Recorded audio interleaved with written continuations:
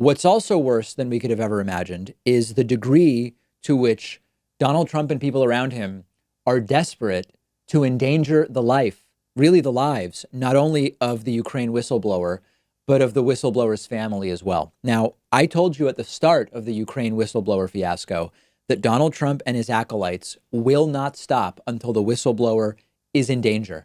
And it actually is starting to seem like they will not stop until the whistleblower potentially loses their life. Trump has already referred to the whistleblower as a spy, as a traitor. We know that Trump is working very, very hard to leak the name of the whistleblower, despite whistleblower protection being a core tenet of the United States. Trump did one of his MAGA safe space rallies last night in Lexington, Kentucky, the home state of totally toxic ophthalmologist Senator Rand Paul. And Rand Paul, an advocate for privacy, an advocate for the rule of law, an advocate for the Constitution, Rand Paul claiming that they have the whistleblower's name and the crowd goes wild, and imploring the media to out the whistleblower printing their name. They're not going to stop until the whistleblower may be dead. Take a look. President Trump has great courage. He faces down the fake media every day.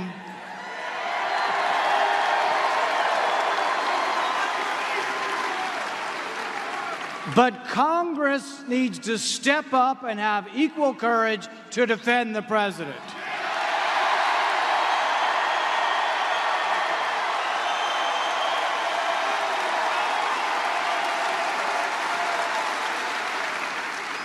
Hunter Biden made $50,000 a month.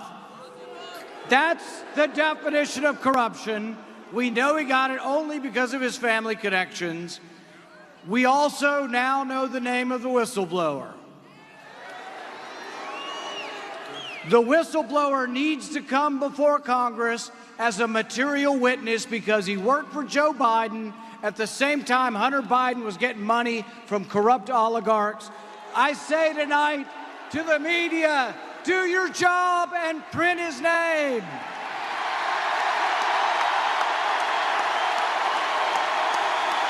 The crowd cheers that they know the name of the whistleblower. They want him outed, which will, of course, immediately endanger not only the life of the whistleblower, but of their family as well. This is the type of thing that Trump brown-nosers like Rand Paul do when they're on good terms with Trump.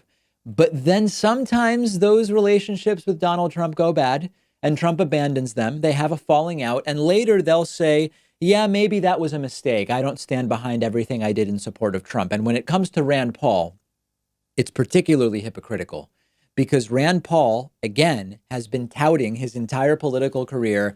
He's all about the Constitution. He's all about the framework that was established in the United States of America around privacy rights.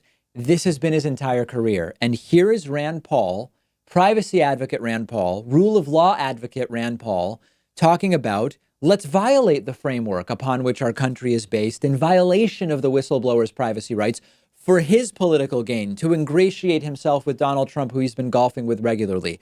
Another touch, by the way, I don't know if you were listening, you didn't see this. If you watched the clip we just played, they gave the Trumpists standing on the stage behind Trump T-shirts that say, read the transcript, which is Trump's continued reference to the idea that if you just look at the transcript, it completely vindicates Donald Trump of any wrongdoing. Now, of course, they didn't release a transcript of the phone call. They released what seemed to be about 7 or 8 minutes of conversation from a phone call that we know lasted a half hour, which is, by the way, extraordinarily incriminating of Trump. Trump is not cognitively strong enough to recognize that the quote transcript, even the small pieces of it that were published, does not vindicate Trump. It's incriminating, but they gave everybody on stage shirts that say read the transcript. Now, what they are asking for here in terms of media, go ahead and out the whistleblower.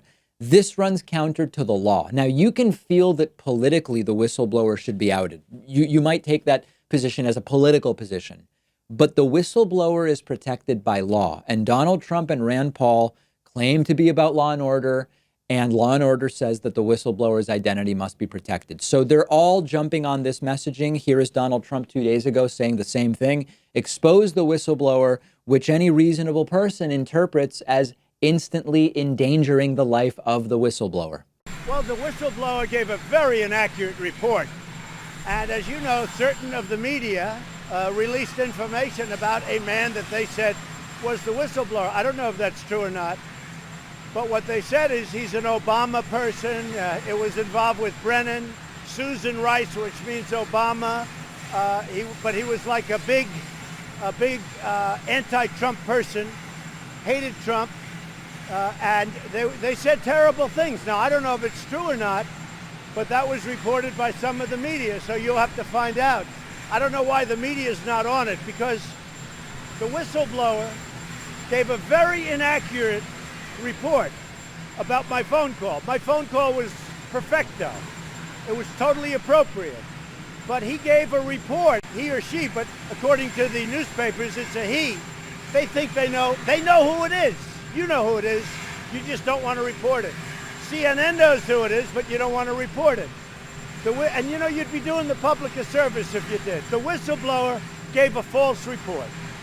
And because of that false report, people thought bad things were done. And then you had Schiff go out and speak before Congress and before the American people and give a false story. He made up a story. And then I released, after all this was done, I released, and everybody said he didn't do anything wrong. But the whistleblower should be revealed. This is an incitement of violence against the whistleblower. I mean, listen, you can say Trump is not personally saying attack the whistleblower, but it is in practice an incitement of violence against the whistleblower because they're being exposed immediately endangers their life. It's also increasingly irrelevant, though, okay? And let me explain this to you. We have Lieutenant Colonel Alexander Vindman. We have, according to The Spectator, which I talked about earlier today, 7 new whistleblowers. We have Donald Trump's partial transcript itself, which is massively incriminating. So the initial whistleblower becomes less and less relevant every time that their claims are corroborated. Think about when someone calls the police and reports a burglary or a crime of some kind, and they want anonymity. But the police show up and they investigate, and they find other witnesses that saw the same thing. They find evidence that corroborates that initial anonymous report. It no longer matters who originally made that first anonymous report. The whistleblower that Donald Trump wants outed is increasingly irrelevant as we have witnesses who were in the room, who heard the July 25 phone call between Trump and Ukrainian President Zelensky. We have Lieutenant Colonel Alexander Vindman. So Trump is doing what he does best. It's really the only thing he can do, which is deflect the blame, try to distract the media, make the story an adjudication of the initial whistleblower. And you know that this is not going well because whenever you hear others come to Trump's defense, like Rand Paul in this case, they don't defend Trump's actions because Trump's actions are not defensible. They attack the whistleblower. They goad the media. And there's another important element here that we have to consider. By doing this, they are also intimidating future potential whistleblowers. And I've said this before. When you make a big show of publicly calling for the outing of a whistleblower, you are sending a message to others who know things that says, if you come forward, we will publicly, on the national stage, try to out you and your life will be at risk and the life of your family will be at risk. It's sick, it's anti-American, and we can't allow them to get away with it. We really can't. I believe that the fastest recourse, we're a year from the election. It's just 12 months. And then we can end this national nightmare of what will have been a 4-year nightmare. I believe that that is still the fastest path. Make sure you're following the David Pakman Show on Instagram for more of this story and others at David Pakman Show. Give us a follow. And while you're there, follow me on Instagram at david.pakman as well.